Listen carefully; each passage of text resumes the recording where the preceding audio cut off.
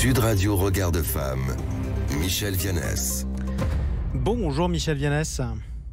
Bonjour Jean-Marie. Vous êtes présidente de l'organisation non gouvernementale Regard de Femme et vous voulez revenir sur des études récentes et des décisions qui ont été prises en Suède, en Finlande, au Royaume-Uni et en Norvège. Pourquoi ?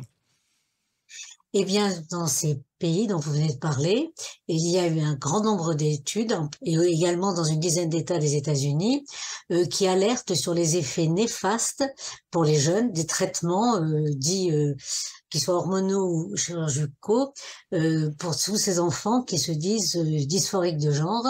Et ces pays et les études demandent justement de surseoir à tous ces enrôlements rapides, sans évaluation ni psychopathologique ni des traumatismes, et qui aujourd'hui font que ces enfants qui avaient reçu ces traitements sont des adultes qui déposent plainte vis-à-vis des États et des médecins, parce qu'ils considèrent à juste titre que leur avis n'était pas éclairé lorsqu'ils avaient une dizaine d'années. Ce sont pour ces anciens enfants qui regrettent, en tout cas une partie d'entre eux.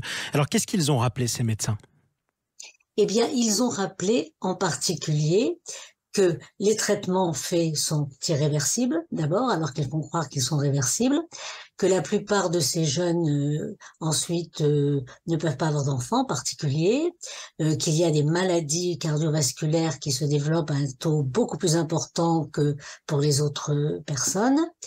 Et bien sûr, comme il y a eu blocage de puberté, il y a eu aussi blocage de la croissance des os. Il y a eu également au niveau du cerveau des problèmes de développement du cerveau, puisque le cerveau se développe jusqu'à l'âge de 23-24 ans. Et donc, penser que donner des bloqueurs de puberté n'aurait pas d'effet sur les enfants est totalement, je dirais, incongru et dangereux. Effectivement. Alors, quelles ont été les suites de cette étude ? Alors, à la suite de toutes ces études, parce qu'il y en a plusieurs, donc dans les pays où il y a eu ces études, en particulier, je pense au Royaume-Uni, et dernièrement la Finlande le premier, mais la Norvège la semaine dernière, eh bien, les États ont décrété qu'il fallait arrêter, surseoir à tous ces traitements qui concernent des mineurs. Effectivement, donc c'est quand même une nouvelle fondamentale. Quelles réactions elles ont suscité ? Eh bien, dans les pays, pas grand-chose, puisque justement, enfin, on alertait. Mais en France, par exemple, où les associations qui alertent avec en particulier les associations de médecins, de psychiatres, de juristes qui alertent, eh bien, eux se retrouvent poursuivis en justice. Et c'est là où il y a quand même un paradoxe énorme. Une lettre ouverte qui avait été adressée au ministre de la Santé pour un article paru dans la revue de la CAF, de la Caisse d'allocation familiale, sur les enfants transgenres, et donc qui relayait uniquement l'idéologie, la doctrine transactiviste.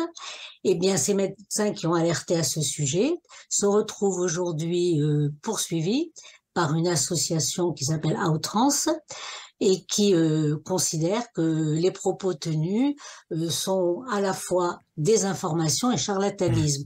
Je précise simplement que les propos tenus, c'était simplement de dire que l'espèce humaine est constituée de deux sexes, et que l'Académie de médecine a préconisé justement d'appeler à la prudence, et puis surtout sur tous les dangers que constituent les réseaux sociaux pour les enfants et les adolescents fragiles, et ce qui a été avéré par un grand nombre justement de constats et d'études. Raison pour laquelle ce débat continuera à faire rage, en tout cas que ce soit en France ou ailleurs. Merci beaucoup Michel Vianès. Merci à vous. Présidente de l'organisation non gouvernementale Regard de Femme. On vous dit à samedi prochain.